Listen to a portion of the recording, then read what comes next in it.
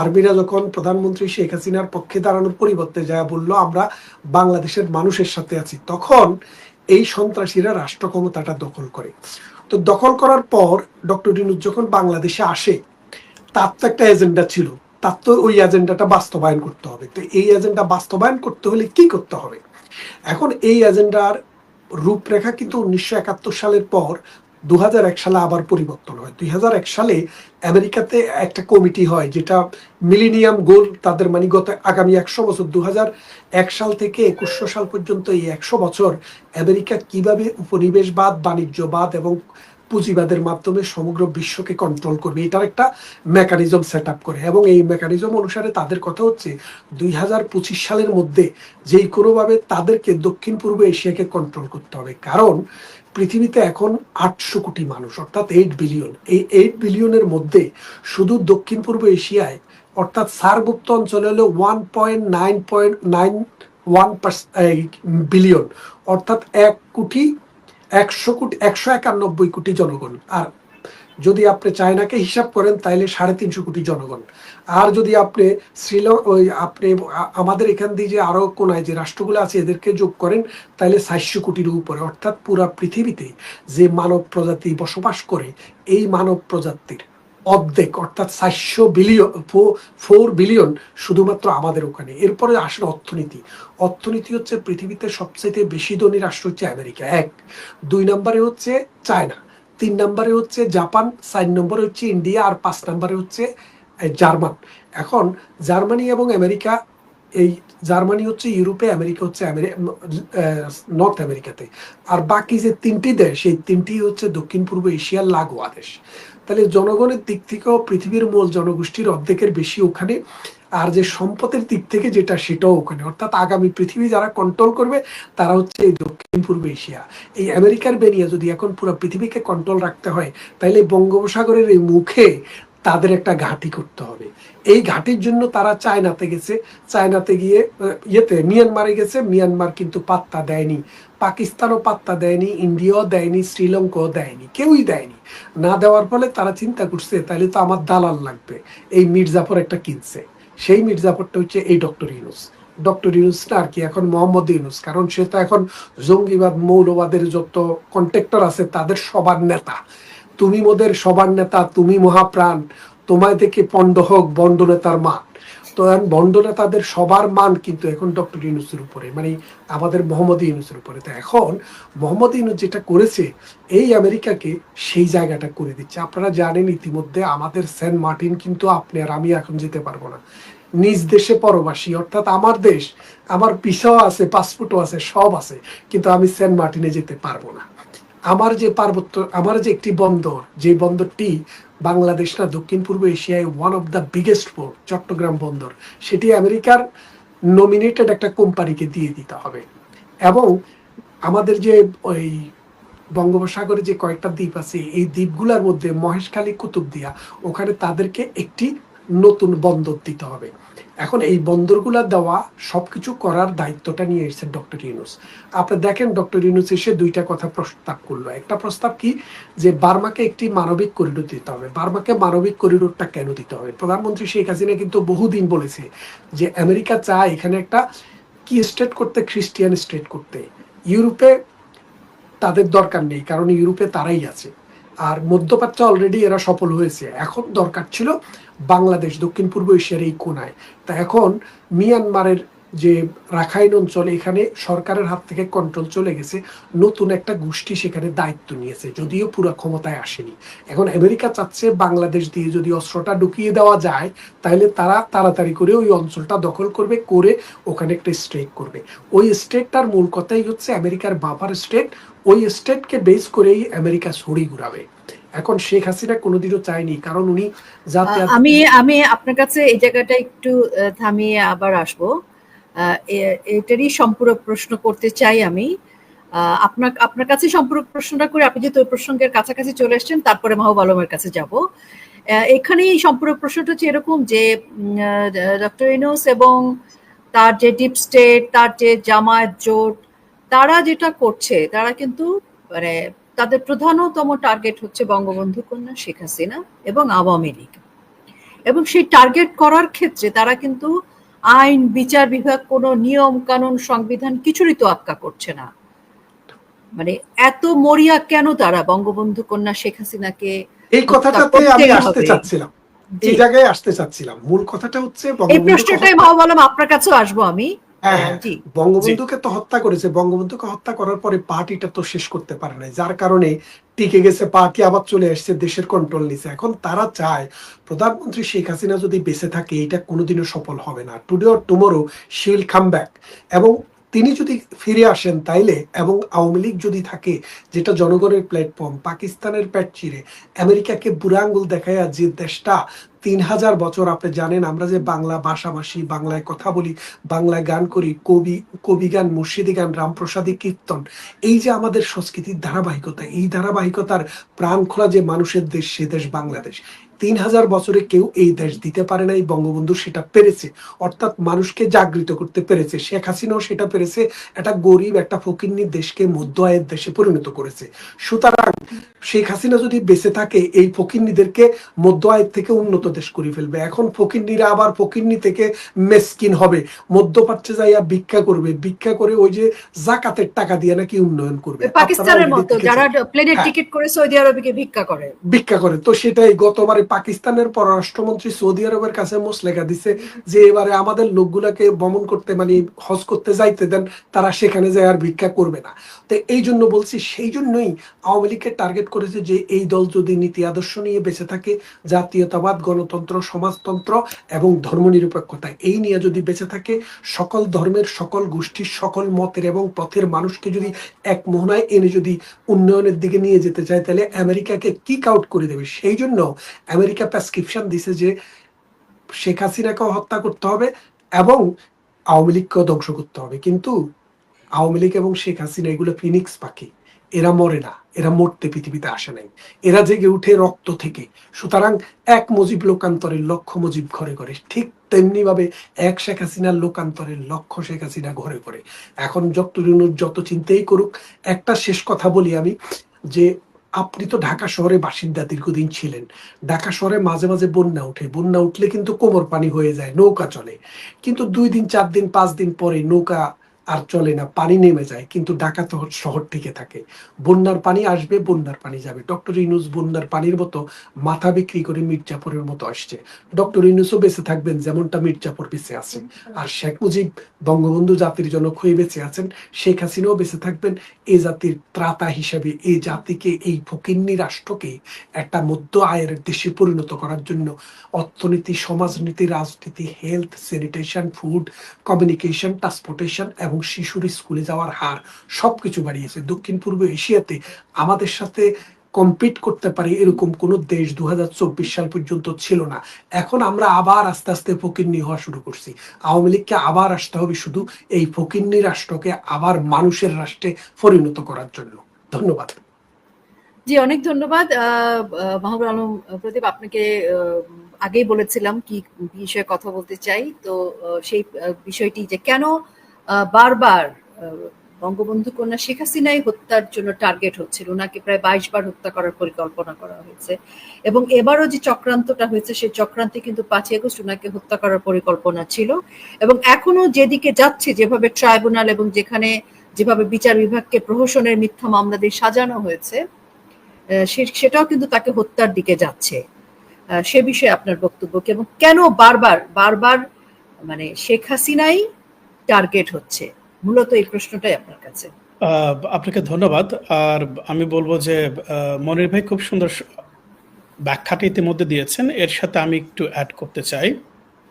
সেটা হচ্ছে, দেখেন, উনি ইতিমধ্যে বিশ্লেষণটা করেছেন যে আসলে ইউএসএ কিন্তু হিস্ট্রিক্যালি আমাদের কখনো ফ্রেন্ড ছিল না, আমাদের শত্রু ছিল।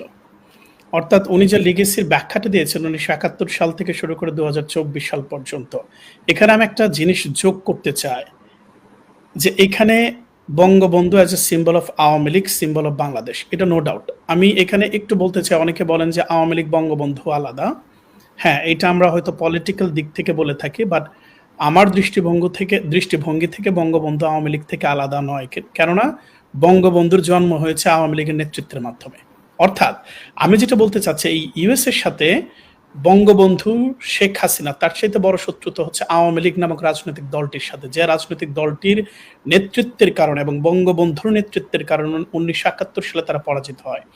এই যে পরাজিত হওয়ার প্রতিশোধের পাশাপাশি আরেকটা ব্যাপার আমি আবার মনে করিয়ে দিতে চাই যে 1971 সালের 25শে মার্চের পূর্বে হেনরি কিসিঞ্জার কিন্তু তার রাষ্ট্রদূতকে পাঠিয়েছিলেন বঙ্গবন্ধু শেখ মুজিবুর রহমানের কাছে, যদি বঙ্গোপসাগরে একটি ইউএস এর সামরিক ঘাঁটি করতে দেয় তাহলে যুদ্ধের দরকার নেই, বাংলাদেশের স্বাধীনতা তারা এনে দিবেন। বঙ্গবন্ধু শেখ মুজিবুর রহমান তাতে কিন্তু সম্মতি জানাননি। ক্রাইসিসটা কোন জায়গায় হয়েছে? এই যে তাদের বহুদিনের একটা লালিত স্বপ্ন, তারা সারা পৃথিবী বিভিন্ন মেকানিজমের মাধ্যমে তারা দখল করছে। এই যে সাউথ এশিয়া, আমি একটু যোগ করতে চাই, দেখেন তারা আফগানিস্তানকে ধ্বংস করেছে। আপনি যদি দেখেন লিটারালি তারা আফগানিস্তানকে ধ্বংস করে দিয়েছে, তারা কিন্তু পাকিস্তানকেও ধ্বংস করেছে। আমি একটু মনির ভাইকে বলতে চাই যে একটু দেখেন, যখন তালেবান কিংবা হচ্ছে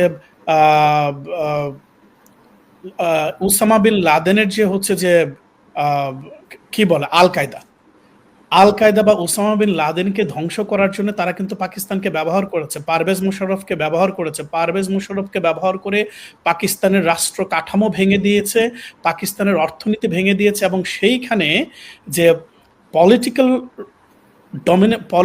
ডোমেইনে হচ্ছে যে সেনাবাহিনীকে এন্ট্রেন্স ঘটিয়েছে। আপনি দেখেন পাকিস্তানের গণতান্ত্রিক রাষ্ট্র ব্যবস্থা বললেও তার মেইন স্টেক হোল্ডার কিন্তু সেনাবাহিনী। ঠিক একইভাবে 1975 সালে, 1982 সালে, 2007 সালে, এবং আপনি দেখেন রিসেন্টলি ওয়াকারুজ্জামান, আপনি কিন্তু ওয়াকারুজ্জামানকে এই জুলাই আগস্ট ষড়যন্ত্র থেকে আলাদা করতে পারবেন না। অর্থাৎ আমরা যেটা বলতে চাচ্ছি, এই বাংলাদেশ নামক রাষ্ট্রের সাথে তার যে পরাজয়ের যে প্রতিশোধ, এর সাথে যেটা আমি মনে করি বৃহত্তর পরিসরে যেটা হয়েছে, যে শুধুমাত্র হচ্ছে 71-এর প্রতিশোধ নেওয়া নয়, শুধুমাত্র হচ্ছে এই অঞ্চলে হচ্ছে একটা খ্রিস্টান রাষ্ট্র তৈরি করা নয়, খ্রিস্টান রাষ্ট্র তৈরি করে তারা কি করবে? এই অঞ্চলকে অস্থিতিশীল করবে। এই অঞ্চলকে অস্থিতিশীল করতে হলে কাকে ক্ষমতায় আনতে হবে? আপনাকে বুঝতে হবে এখানে একটা হচ্ছে যে আপনার রিলিজিয়াস ফান্ডামেন্টালিজম দরকার, যে আল কায়দা কিংবা তালেবানের মতো। সেক্ষেত্রে তাদের হচ্ছে জামাত বেস্ট চয়েস। মেরে কেটে হোক, যেভাবে হোক, জামাতকে যদি এখানে আনতে পারে তাহলে ভারতের সাথে সংঘর্ষ অনিবার্য, মিয়ানমারের সাথে সংঘর্ষ অনিবার্য, এবং এই সংঘর্ষ যদি এই অঞ্চলে হয় ধর্মের ভিত্তিতে, আপনি দেখবেন এই সংঘর্ষ পুরো এশিয়াতে ছড়িয়ে পড়ার আশঙ্কা আছে। এবং সেইটা যদি হয় এবং বাংলাদেশ যদি কোনোভাবে ধর্মীয় রাজনৈতিক উত্থানের মাধ্যমে পার্শ্ববর্তী রাষ্ট্রের সাথে যুদ্ধে নামার কোনো পরিকল্পনা করে, তখন দেখবেন ওই রাজনৈতিক দল বলবে আমার দেশকে রক্ষা করার জন্য আমাদের ইউএস এর সৈন্য দরকার। আপনি কিন্তু বাংলাদেশে ইউএস বেস বা সামরিক ঘাঁটি করার একটা বৈধতা কিন্তু আপনি দিয়ে দিবেন। এই যে একটা বৃহৎ পরিকল্পনা, এই অঞ্চলের সম্পদ দখল করা, পাওয়ার দখল করা, পলিটিক্স দখল করা, এ দখল করতে হলে এখানে আমি যেটা বলবো যে রাজাকারদের উত্থান বা ধর্মীয় উগ্রবাদের উত্থান দরকার, যেইখানে হিস্ট্রিক্যালি আওয়ামী লীগ, বঙ্গবন্ধু, শেখ হাসিনা, এবং শেখ হাসিনা যদি না থাকেন কখনো দলীয় নেতৃত্বে, সেইখানে যেই আসুক তার সাথেও কিন্তু এই আমেরিকার শত্রুতার বা বিবাদের চিত্রটা বিদ্যমান থাকবে। কেননা আমি বলতে চাই, বঙ্গবন্ধু শেখ হাসিনার সাথে সাথে আওয়ামী লীগ নামক যে রাজনৈতিক দলটা আছে, সেই রাজনৈতিক দল বাংলাদেশের কল্যাণ চায়, মানুষের কল্যাণ চায়, জনগণের কল্যাণ চায়, যেটা হচ্ছে অন্য রাজনৈতিক দল সেটা বিএনপি তো কখনোই চায় না। আমরা জানি বিএনপির মাধ্যমে রাজাকাররা প্রতিষ্ঠিত হয়েছে, পুনর্বাসিত হয়েছে, এবং তাদের হাত থেকে এখন হচ্ছে ইসলামের ঝান্ডাটা হচ্ছে ইসলামী উগ্রপন্থা দল জামাত নিয়ে নিয়েছে। এই যে একটা ক্রিটিক্যাল সিচুয়েশন, এই টোটাল জিনিসটাই ইউএস এর ডিজাইন করা, সেই ডিজাইনের মাধ্যমে তারা হচ্ছে এই দক্ষিণ পূর্ব এশিয়াতে তারা তাদের শ্রেষ্ঠত্ব বজায় রাখতে চায়। এবং আমার কাছে যেটা মনে হচ্ছে, Bangladesh is the perfect place যে তারা এই মেকানিজমটা করতে পারবে, ধর্মীয় উগ্রপন্থার বা মৌলবাদ বা জঙ্গিবাদের উত্থানের মাধ্যমে বাংলাদেশ নামক রাষ্ট্রের কাঠামো ভেঙে দেয়া, একইভাবে এই দক্ষিণ পূর্ব এশিয়াতে ভারতকে ভেঙে দেয়া, এবং সেই সাথে এই সমগ্র অঞ্চলে একটা যুদ্ধ বিধ্বস্ত অবস্থা তৈরি করা, যেটা হচ্ছে সে সিরিয়াতে করেছে, লেবাননে করেছে, লিবিয়াতে করেছে, ফিলিস্তিনিতে করেছে, ইয়েমেনে করেছে, সুদানে করেছে, কঙ্গোতে করেছে। এই জিনিসগুলো বাস্তবায়ন করাই হচ্ছে ইউএস এর মূল উদ্দেশ্য, এবং সেই মূল উদ্দেশ্যের পথে একমাত্র বাধা ছিলেন আমাদের জননেত্রী মাননীয় প্রধানমন্ত্রী শেখ হাসিনা। এই জন্যই ওনাকে বারবার হত্যার চেষ্টা করা হয়েছে, উৎখাতের চেষ্টা করা হয়েছে। জি, অনেক ধন্যবাদ। একদমই আপনার সাথে আমি একমত। বঙ্গবন্ধুর ধারাবাহিকতায় বঙ্গবন্ধু কন্যা বাংলাদেশের অতন্দ্র প্রহরী, যার হাতে বাংলাদেশ এবং মুক্তিযুদ্ধের ইতিহাস, সংস্কৃতি এবং আমরা জনগণ নিরাপদ ছিলাম, এবং উনি একমাত্র বাধা সার্বভৌমত্বের কে বিলীন করে দিতে যারা চায়, যারা বাংলাদেশের বিরুদ্ধে, তাদের ক্ষেত্রে একমাত্র অতন্দ্র প্রহরী বঙ্গবন্ধু কন্যা শেখ হাসিনা। যে প্রসঙ্গে যেতে চাই ব্যারিস্টার মনিরুল ইসলাম আপনার কাছে, সেটি হচ্ছে এই যে তারা 5ই আগস্ট যে হত্যাকাণ্ডটি ঘটাতে পারেনি, সেই ব্যর্থ পরিকল্পনাকে সফল করার জন্য তারা যে একটি প্রহসনমূলক ট্রাইব্যুনাল গঠন করেছে, সেই ট্রাইব্যুনালের কথা যখন সাধারণ মানুষ আলোচনা করে, সাধারণ মানুষের কাছে অনেক কিছু স্পষ্ট হয় না। তো আজকে আমরা চাই যে আপনার মাধ্যমে এই যে একটা প্রহসনের আইন, আদালত, বিচার ট্রাইব্যুনাল, আন্তর্জাতিক অপরাধ ট্রাইব্যুনাল গঠন করা হয়েছে, সেটি সম্পর্কে আমি চাই যে আপনি একটু খোলাসা করেন আমাদের জনগণের জন্য, কারণ জনগণকে তো ধন্যবাদ। তারা বোকা বানাচ্ছে। ধন্যবাদ রুকেয়া আপা, ধন্যবাদ মাহবুব ভাই। আপনাদের কথা শুনছিলাম, মাহবুব ভাই অনেক সুন্দর করে বলেছেন আসলে আমেরিকা কি চায়, কিন্তু আমি আজকে এই মুহূর্তে যেহেতু প্রশ্নটা আরেক দিকের, সেদিকে যাচ্ছি না, আমি শুধু এই জায়গাটাতে থাকি। এই জায়গাটা হচ্ছে কি, দেখেন, বাংলাদেশে 1971 সালের 26শে মার্চ থেকে 16ই ডিসেম্বর একটা যুদ্ধ সংগঠিত হয়েছে।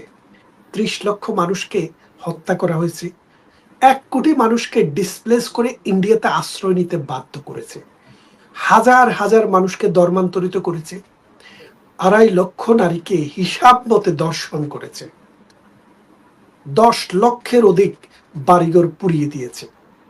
এই যে 1971 সালে এই 26শে মার্চ থেকে 16ই ডিসেম্বর পর্যন্ত সময়ে রাষ্ট্র ফাংশনিং ছিল না। পাকিস্তান রাষ্ট্র তো যুদ্ধ চালাচ্ছিল, আর বাংলাদেশ যে রাষ্ট্র, এই রাষ্ট্রের যে সরকার, এটাকে বলা হতো প্রবাসী সরকার।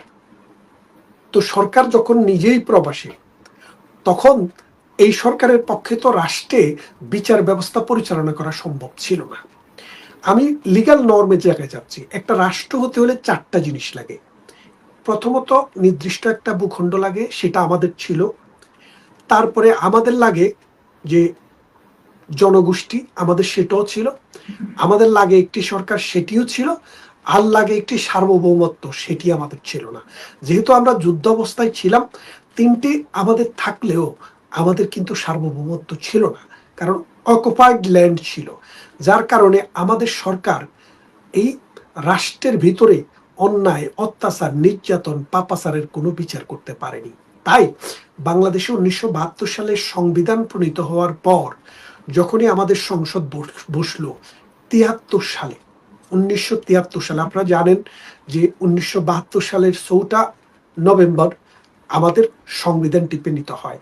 তারপরে 73 সালে আমরা বঙ্গবন্ধু একটা সাধারণ ক্ষমতা ঘোষণা করছেন এইভাবে যে যারা যুদ্ধ অপরাধ, বিশেষ করে হত্যা, দর্শন, লুণ্ঠন এবং মানুষকে ধর্মান্তরিতকরণ এবং গণহত্যা চালিয়েছে, তাদেরকে বাদে সবাইকে ক্ষমা করে দিলাম, রাষ্ট্রে আমি অ্যাকোমোডেট করে দিলাম।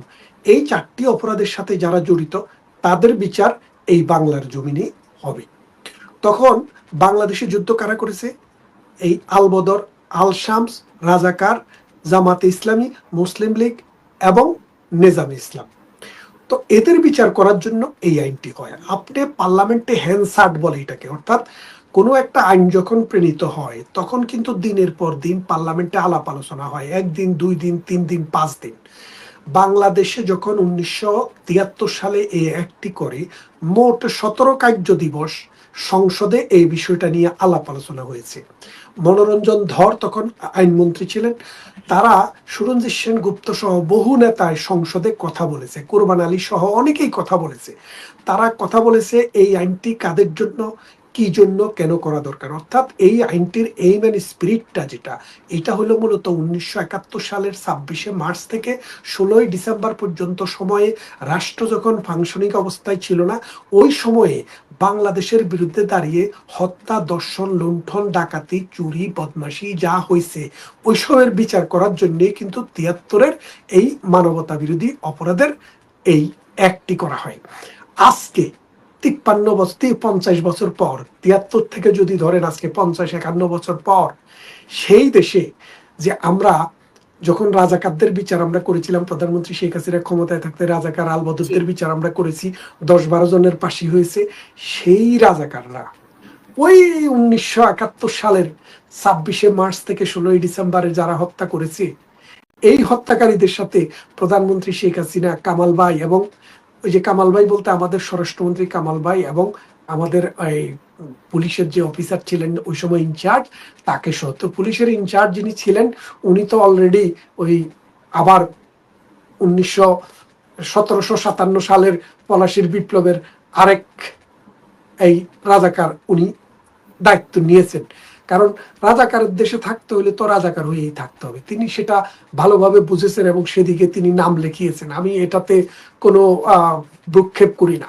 কিন্তু এখন আপনি যদি আমি একজন লয়ার মানুষ হিসেবে বললাম, এটা তো আইনের ব্যাপার না, শুধু একটা মানুষের কমন সেন্স।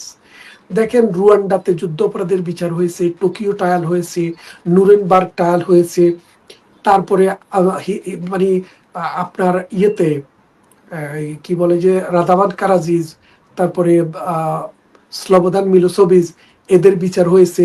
তারপরে ওই পল পট, এর বিচার হয়েছে। আমরা দেখেছি যুদ্ধ অপরাধের বিচারটা কিরকম। যুদ্ধ অপরাধের বিচার বলতে, মানবতা বিরোধী অপরাধের বিচার বলতে সাধারণত নয়, একদম বিশেষত বোঝায় কোনো একটা রাষ্ট্রে যুদ্ধকালীন সময়ে, যেই সময়ে রাষ্ট্র ফাংশনিং না থাকার কারণে বিচার করতে পারে না, সেই বিচার করার জন্যই কিন্তু এই স্পেশাল ট্রাইব্যুনালগুলো সৃষ্টি হয়। বাংলাদেশে 2024 সালে 16 থেকে 16 জুলাই থেকে 5 আগস্ট পর্যন্ত, 16 আগস্ট কোনো হত্যাকাণ্ড হয় নাই, যেই সব গুলিগালাজ হয়েছে এগুলা 20 জুলাইয়ের পর। তার মানে হচ্ছে মোট 16 দিন। এই 16 দিন সময়ের ভিতরে রাষ্ট্র যে ঘটনা, রাষ্ট্রে যে কিছু মানুষ মারা গেছে, এই হত্যাকাণ্ডগুলা সম্পর্কে আপনাকে একটু আমি আইডিয়া দেই, জনগণকে আমি একটু বলি।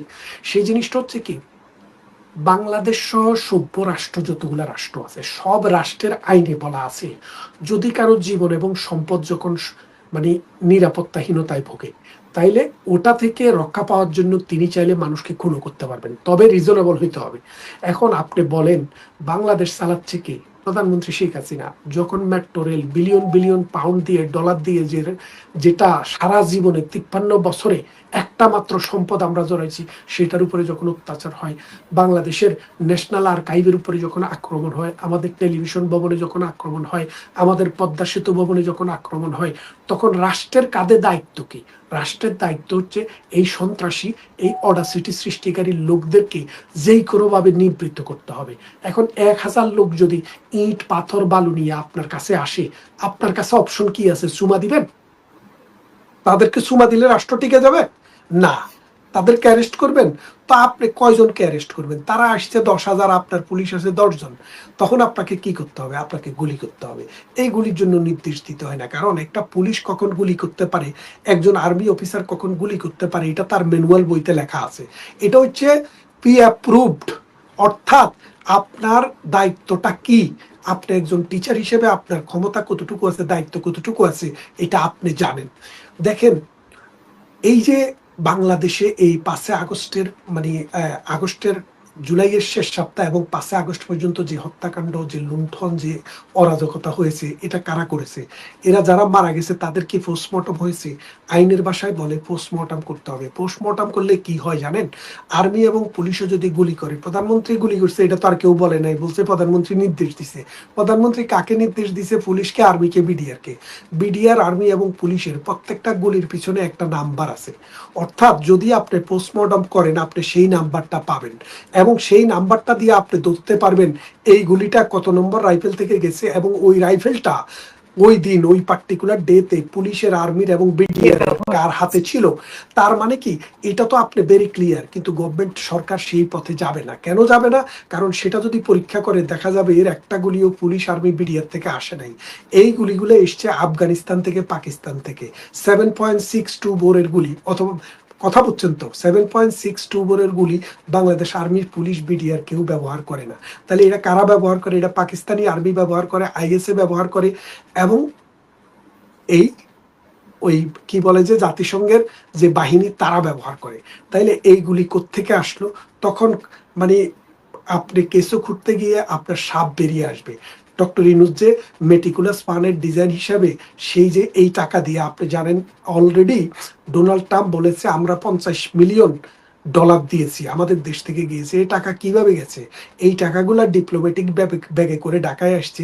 সেই টাকা ডক্টর ইউনূসের গ্রামীণ ব্যাংক, তারপরে ওই যে বদি আলম একটা আছে না, ওই যে এক বাটপার বদিউল আলম, এই বাটপার বদিউল আলম, তারপরে ওই রাজাকারের নাতনি নাকি রাজাকারের মেয়ে, ওই যে সুন্দরী কি মহিলা একজন আছে, কি জানি নাম, রেজওয়ানা রেজওয়ানা হাসান, রেজওয়ানা মানে হাসান। ওই অসভ্য মহিলা, মানে একদম আল্লাহর দুনিয়াতে বহু মহিলা আমি দেখেছি এরকম অসভ্য, এইরকম মিথ্যা কথা বলা আমি চাঁদাবাজ আর দেখিনি। চাঁদাবাজ হ্যাঁ, চাঁদাবাজ। চাঁদাবাজ তো অবশ্যই, অলরেডি ওই হামিদ ভাইয়ের মানে গার্মেন্টস ম্যানুফ্যাকচারিংটা ওরা নিয়ে নিছে, কিভাবে নিছে আল্লাহ জানে আর তারা জানে। চট্টগ্রামে বহু কিছু দখল করে ফেলছে। হ্যাঁ, আমি শেষ করতেছি। তারপর হলো কি, তারপরে এখন দেখা গেল কি এরা এগুলার বিচার করতে যায়া যে কোনো কিছুই নাই, যার কারণে এই কোর্টের আরেকটা কথা না বললেই নয়, এই কোর্টে যিনি বিচারক চেয়ারম্যান তার নাম হচ্ছে নজরুল ইসলাম, বাড়ি হচ্ছে এই সিলেট।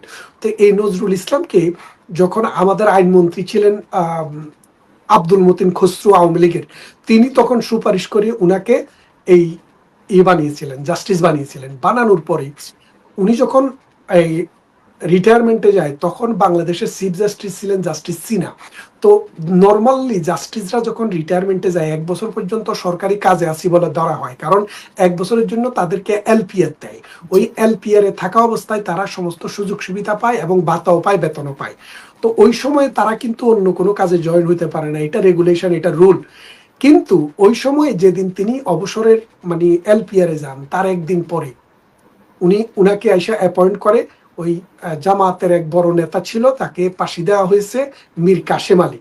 তো মীর কাশেম আলী লয়ার হিসেবে 1 সপ্তাহের ভিতরে তিনি যাইয়া সিনহার কোর্টে মানে আসামি পক্ষের উকিল হিসেবে দাঁড়ায়। তখন আওয়ামী লীগের যেসব নেতারা ছিল এবং আওয়ামী লীগের যে আইনজীবীরা ছিল বা রাষ্ট্রপক্ষের আইনজীবী যারা ছিল, তারা বলল যে না, উনি তো জাস্টিস থেকে মানে জাস্ট রিটায়ারমেন্টে গেছেন মাত্র 1 সপ্তাহ আগে, তিনি তো এখনো জাস্টিসের বেতন ভাতা পান, উনাকে তো অ্যালাউ করা যাবে না। তখন জাস্টিস সিনহা সেই দিন এই কোর্টটি অর্জন করে। তাহলে এই নীতি নৈতিকতা বর্জিত সেই মানুষটি এখন এই রাজাকারদের মানে রাজাকারদের পক্ষে যিনি আইনজীবী হিসেবে দাঁড়িয়েছিলেন, তিনি এখন রাজাকার হত্যাকারীদের বিরুদ্ধে, অর্থাৎ রাজাকারদেরকে যারা বিচার করেছে তাদের বিরুদ্ধে জাস্টিস দেওয়ার জন্য বসেছেন। মামলার উকিল এবং কুকিল, একজন উকিল আরেকজন কুকিল, দুইজনই কিন্তু জামাত শিবিরের নেতা। কথা বুঝছেন? উকিল এবং কুকিল এবং এই রাজাকারেরা মিলে বাংলাদেশে একটা যৌথ প্রোডাকশন চলছে। এই প্রোডাকশনের প্রযোজনায় এবং পরিচালনায় হচ্ছে জামাত শিবির, এখন 1971 সালের পরাজিত শক্তি। এই শক্তি সারা জীবনে মৌলবাদ, ধর্মান্ধতা এবং মানুষ বিরোধী, আমি বলছি মানুষ বিরোধী, মানুষের নৈতিকতা বিরোধী এবং আমি এটা তীব্র নিন্দা জানাই। আরো আগেই ডিসিশন লেখা হয়ে গেছে, এই ডিসিশনটা মঞ্চস্থ কখন হয় সেটার অপেক্ষায় আছি, রিহার্সেল হয়ে গেছে। সুতরাং আমরা নাথিং টু ওরি অ্যাবাউট। একটা কথা মনে রাখেন, নজরুল বলেছিল আমি যুগে যুগে আসিয়াছি পুনঃ বিপ্লব হেতু। আমাদের বিপ্লব অনিবার্য, এই বিপ্লব এই জমিনেই হবে, আমরাই নেতৃত্ব দিব এবং এই অসাম্প্রদায়িক চেতনার বাংলাদেশকে আমরা কখনো আফগানিস্তান হতে দেব না। একদম আপনার সাথে আমি খুবই একমত। বাংলাদেশের মাটি হচ্ছে মুক্তিযোদ্ধার রক্তে রঞ্জিত মাটি। এখানে কখনোই মানে রাজাকারের জায়গা হবে না, কখনোই তারা যে এজেন্ডা বাস্তবায়ন করার জন্য বাংলাদেশের জনগণ এবং সংবিধানের বিরুদ্ধে কাজ করছে সেটি কখনোই সফল হবে না। আপনার কথার পরবর্তীতে যে প্রশ্নটি আসলে করতে চেয়েছিলাম সেটি না করে আমি অন্য একটি প্রশ্নে যেতে চাই। সেটি হচ্ছে যে আমরা দেখছি ইউনূসের সাথে জাতিসংঘের সফর শেষ করে আসবার পর জামাতের নায়েবে আমির তিনি হঠাৎ করে 50 লক্ষ সৈনিক নিয়ে ভারত আক্রমণ, ভারত বিদ্বেষের যে পুরনো চাল আমরা দেখেছিলাম বাংলাদেশে ভারত বিদ্বেষ নিয়ে, সেটিকে উনি আবার উস্কে দিয়েছেন। পাহাড়ে আগুন জ্বলছে, পাহাড়ে ধর্ষণ, পাহাড়ে দেখছি আমরা মানুষ মরছে, ঠিক সেরকম একটি সময় আমরা জামাতের নায়েবে আমিরের মুখে শুনছি ভারত বিদ্বেষ, ভারত আক্রমণ, ভারতকে নিয়ে আরেকটু উস্কানিমূলক বার্তা। আমরা একদম শেষের দিকে, কাজে একটু যদি ছোট ছোট করে বলেন তাহলে আমরা আরো একটি দুটি বিষয় নিয়ে আলোচনা করতে পারবো। Doctor Mahbub Alam Pradip, please. ধন্যবাদ। আবারও আমি যেটা বলতে চাই, আমি একটু মনে করিয়ে দিতে চাই, ডক্টর মোহাম্মদ ইউনূস যখন হচ্ছে ৮ তারিখ বাংলাদেশে আসলেন, তিনি এসে কিন্তু প্রথম যে কথাটা বলেছিলেন যে সেটা হচ্ছে আমরা সেভেন সিস্টার্স ভেঙে দিব। আপনি যদি সেই সেভেন সিস্টার্স ভেঙে দেয় এবং তার সাথে ১৩ মাস পরে জামাতে নায়েবে আমির বলেছেন যে ৫০ লক্ষ যুবক ভারতের বিরুদ্ধে গাজাওয়াতের হিন্দের কথা বলেছেন যে যুদ্ধ করার জন্য প্রস্তুত আছে। আপনাকে একটু মনে করিয়ে দিই যে সেটা হচ্ছে যে এরা তো পাকিস্তানের অনুচর, পাকিস্তানের সহযোগী রাজাকার আল বদর আল শামস শান্তি বাহিনীর সদস্য ছিল, ইসলামিক ছাত্র সংঘেরও কার্যকরী বা হচ্ছে যে ইফেক্টিভ মেম্বার ছিল। এই যে ভারতের বিরুদ্ধে যে আমরা যেটা দেখছি যে ১৯৭১ সাল থেকে যেটা বলা হচ্ছে আওয়ামী লীগ ভারতের কাছে দেশ বিক্রি করে দিয়েছে, গোপন চুক্তি করেছে, অসংখ্য কথা বলছে না? তো তারা এই যে ১৩ মাস ধরে ক্ষমতায় আছে, একটা চুক্তি তারা প্রকাশ করুক। চুক্তি তো আমি আর এর আগেও একদিন বলেছি যে দেশ থেকে শেখ হাসিনা সরে যেতে বাধ্য হওয়ার সময় উনি তো সমস্ত চুক্তিগুলো সাথে করে নিয়ে চলে যাননি। সেগুলো তো মন্ত্রণালয়ে আছে, সরকারের এখানে আছে, সব জায়গাতে আছে। আপনারা সেই চুক্তিগুলো প্রকাশ করুন। আমরা কি দেখছি? চুক্তিগুলো প্রকাশ না করে বরঞ্চ গত ১৬ বছর বাংলাদেশ আওয়ামী লীগ ভারতের সাথে ন্যায্যতার ভিত্তিতে যে সম্পর্ক গড়েছিল সেটা ভেঙে দিয়ে ভারতকে তলে তলে খুশি করার জন্য আপনি যদি দেখেন যে তারা কি পরিমাণ ইনিশিয়েটিভ তারা নিয়েছে, তারা হচ্ছে ১ বছরে যে পরিমাণ বাণিজ্য ভারতের সাথে করেছে সেটা কিন্তু অতীতে কারোর সাথে হয়নি। আমার দৃষ্টিকোণ থেকে যেটা হচ্ছে, এটা হচ্ছে একটা রাজনীতির অংশ। ভারতের সাথে মানুষকে ধর্মের ভিত্তিতে উস্কে দিয়ে কিভাবে সামনে ভোটের রাজনীতিতে তাদের পাল্লা ভারী করা যায় সেটা একটা কৌশল, এবং পাশাপাশি বাংলাদেশকে আমি আগেও বলেছি কিভাবে একটা উগ্র জঙ্গিবাদ রাষ্ট্রে পরিণত করা যায় সেটা একটা কৌশল। আমি আরেকটু বলতে চাই, জামাত কিন্তু হচ্ছে মুনাফেক। এটা কিন্তু একটা মুনাফেকের দল। এরা মুনাফেকের দল কিরকম আপনি যদি দেখেন যে আওয়ামী লীগ যখন দুর্গাপূজায় যায় তখন আমাদেরকে বলা হয় যে আমরা ধর্ম বিসর্জন দিয়েছি, আমরা হচ্ছে যে হিন্দু হয়ে গেছি। আপনি যদি দেখেন গত দুর্গাপূজায় তারা কি করলো, তারা ওখানে গিয়ে গীতা পাঠ করলো। কে করলো? জামাতের নেতা। আপনি গতকাল দেখেন একটা ভিডিও ভাইরাল হয়েছে, আওয়ামী লীগ তো কখনো গিয়ে মন্দিরে নাচানাচি করেনি, আওয়ামী লীগের কোনো নেতা নেত্রী। হ্যাঁ, আমরা মনে করি বাংলাদেশের সকল ধর্মের বর্ণের মানুষ একত্রে বসবাস করবে, একজন আরেকজনের পূজা পার্বণ, ঈদ বা হচ্ছে যে আপনি বড়দিন বলেন, এইসব ফেস্টিভ্যালে যাবে, এনজয় করবে। যে দেখেন, একজনের ধর্মীয় অনুষ্ঠানে যাওয়া, সেটা অবজার্ভ করা, আনন্দ উপভোগ করা আর হচ্ছে উপাসনা করা কিন্তু এক জিনিস না। আজকে জামাত যেটা করছে, তো মানুষকে দেখানোর জন্য যে আমরা হিন্দু বিরোধী নই। এবং আপনি গতকাল এই বক্তব্যটা আপনি দেখেছেন কিনা শিশির মনিরের, তিনি বলছেন যে একই মুদ্রার দুই পিঠ, একটা শাপলা আর একটা সম্ভবত শাপলার অপোজিটে যেটা থাকে, একটা হচ্ছে পূজা আর একটা হচ্ছে রোজা। আপনি চিন্তা করেন, এই কথা যদি আওয়ামী লীগ শুধু বলেছে ধর্ম যার যার উৎসব সবার, সেইটাকে একটা অসাম্প্রদায়িক কথা, অসাম্প্রদায়িক চেতনা, এর সাথে বাণিজ্য জড়িত, সংস্কৃতি জড়িত, ভাষা জড়িত, একটা রাষ্ট্রের আত্মস্বীকৃত বা সামাজিক কালচার জড়িত, সেইটাকে তারা সাম্প্রদায়িক বানিয়েছে। আর আজকে তারা বলছে রোজা ও পূজা এক। তার অর্থ কি? একদিকে হচ্ছে তারা ভারতকে বা হচ্ছে হিন্দুদেরকে খুশি করে ভুল বুঝিয়ে আবারও বিভ্রান্ত করে ভোট টানার কৌশল, অন্যদিকে ভারতকে হুমকি দিয়ে তাদের মধ্যে যে জঙ্গিপনা আছে। আপনি জানেন এটা যে বাংলাদেশে যারা জামাত করে, যারা হরকতুল জিহাদ, যারা হচ্ছে যে আপনি জিএমবির কথা বলেন, আনসারুল্লাহ বাংলা টিম বলেন, এগুলো সবই হচ্ছে জামাতের A team, B team, C team, D team, যারা হচ্ছে বিভিন্ন সময় আফগানিস্তান যুদ্ধে বা হচ্ছে ইরাক ইরান যুদ্ধে তারা হচ্ছে সৈন্য পাঠিয়েছে, তারা তাদের প্রশিক্ষণ দিয়েছে, জঙ্গি বানিয়েছে, সেই মানুষগুলো এখানে এসেছে। অর্থাৎ আমি যেটা বলতে চাচ্ছি, এই যে তারা চক্রান্তটা করছে, তারা জানে যে ভারতের সাথে আওয়ামী লীগের একটা হিস্ট্রিক্যাল রিলেশন আছে, ভালো বন্ধুত্ব আছে, যে বন্ধুত্ব ১৯৭১ সাল থেকে ইন্দিরা গান্ধী থেকে শুরু করে আপনি দেখেন হিস্ট্রিক্যালি আওয়ামী লীগের সাথে নরেন্দ্র মোদীর ভালো রিলেশন থাকার কথা না। আমরা শেষের দিকে মাহবুব ভাই একটু যদি শর্ট করে। জি, আমি আমি একটাই বলতে চাচ্ছি যে সেটা হচ্ছে যে এরা ভারতের সাথে যুদ্ধ বাঁধিয়ে যেভাবে আওয়ামী লীগকে বাংলাদেশ থেকে নির্বাসিত করতে চাচ্ছে, আমি ওনার সাথে একসাথে বলতে চাই যে আওয়ামী লীগ কোনো রাজনৈতিক দল নয়। আওয়ামী লীগ হচ্ছে লাখো লাখো মানুষের রক্তের উপরে দাঁড়ানো একটা অনুভূতির নাম। যে অনুভূতি উচ্চারিত হয়, জন্ম হয় হৃদয় থেকে, হৃৎপিণ্ড থেকে। একটা মানুষের মানে হচ্ছে যে ভেতর থেকে হৃৎপিণ্ড উপড়ে ফেললে মানুষের যেমন জীবন থাকে না, বাংলাদেশ নামক রাষ্ট্র থেকে যদি আওয়ামী লীগকে উৎখাত করতে চায়, বাংলাদেশের প্রাণ থাকে না। পৃথিবীর এমন কোনো শক্তি নাই, উনি যেটা বলেছিলেন যে বন্যার পানি আসে চলে যায়, পৃথিবীতে এমন কোনো শক্তি নাই এসব ষড়যন্ত্রের মাধ্যমে আওয়ামী লীগকে প্রতিরোধ করে, আওয়ামী লীগকে বাংলাদেশের জনগণ থেকে সরিয়ে দেয়।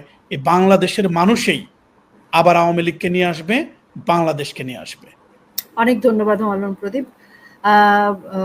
মনিরুল ইসলাম, আপনার কাছে যে প্রশ্নটা জানতে চাই সেটি হচ্ছে নির্বাচন নিয়ে।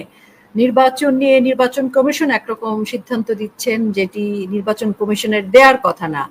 আবার বিদেশি সংবাদ মাধ্যমে যখন কথা বলছেন তখন প্রধান উপদেষ্টা মিনমিন করে যে কথাটি বলছেন যে আওয়ামী লীগের কার্যক্রম আবার সচল হতে পারে, যেটিকে তারা খুব ভালোভাবে প্রচার করবার চেষ্টা করছে, যেটি আসলে সম্পূর্ণভাবে সঠিক নয়। এ বিষয়ে আপনার কাছ থেকে জানতে চাইবো। আর আগে যে প্রশ্নটি করেছিলাম ভারত বিদ্বেষের কথা, সেখানে যদি আপনি যুক্ত করতে চান। ধন্যবাদ আপা। আসলে আপনি যে নির্বাচনের কথা বলছেন, বাংলাদেশে তো নির্বাচন হবে না। বাংলাদেশে যেটা হবে এটাকে তো নির্বাচন বলা যাবে না। কেন নির্বাচন বলা যাবে না আমি বলি। কোনো একটা রাষ্ট্রের জনগণের সবচেয়ে বড় স্টেক হোল্ডার যারা, তারা যদি নির্বাচনে না অংশগ্রহণ করতে পারে তাহলে তো সেটা নির্বাচন হয় না। সেটা হলো সংখ্যাগরুর মানে মানে যারা সংখ্যালঘুদের ক্ষমতা দখলের একটা পদ্ধতি মাত্র। কারণ হচ্ছে বাংলাদেশে এখনো একক দল হিসেবে 1971 সাল থেকে আজকে পর্যন্ত জিয়াউর রহমানের অধীনে, বিএনপির অধীনে, এরশাদের অধীনে, আওয়ামী লীগের অধীনে, খালেদা জিয়ার অধীনে যত নির্বাচন হচ্ছে, সমস্ত নির্বাচন যদি আপনি যোগ করিও যদি বাগ দিয়া দেখেন, আওয়ামী লীগ সমস্ত নির্বাচনে সবসময় এককভাবে সবচাইতে বেশি ভোট পেয়েছে। সুতরাং এখনো বাংলাদেশে এককভাবে 35%-এর অধিক ভোট আছে এরকম কোনো রাজনৈতিক দল নাই। সুতরাং যেটা হবে এটা হলো ভুয়া। 2 নম্বর কথাটা হচ্ছে ডক্টর ইউনূস যেসব বলছে তার কথা বিশ্বাস করার কোনো কারণ নাই। কারণ হচ্ছে ডক্টর ইউনূস, মোহাম্মদ ইউনূস হচ্ছে একটা প্যাথোলজিক্যাল লায়ার। আমি তো বললে হবে না, সেটার প্রমাণ দিতে হবে। প্রথম কথাটা হচ্ছে ডক্টর ইউনূস বললেন যে শেখ হাসিনার সময়ে আর্মি পুলিশে গুলি করে হাজার হাজার মানুষ মেরে ফেলছে, আমার সময়ে এখন থেকে আর কোনো পুলিশ আর্মি গুলি করবে না। তার 7 দিন পরে আপনারা দেখেছেন গোপালগঞ্জে কিভাবে গুলি করে মানুষকে নির্বিচারে হত্যা করা হয়েছে। জাতীয় আন্তর্জাতিক সব পত্রিকা এসেছে। তার মানে এই লোকটা যে মুনাফেকের চিহ্ন হচ্ছে সে মুখে যা বলবে অন্তরে তা বিশ্বাস করবে না, সেটা বিশ্বাস করে না, হিপোক্রিট সে বলেছে। পরে দেখেন গুলি করে মারছে।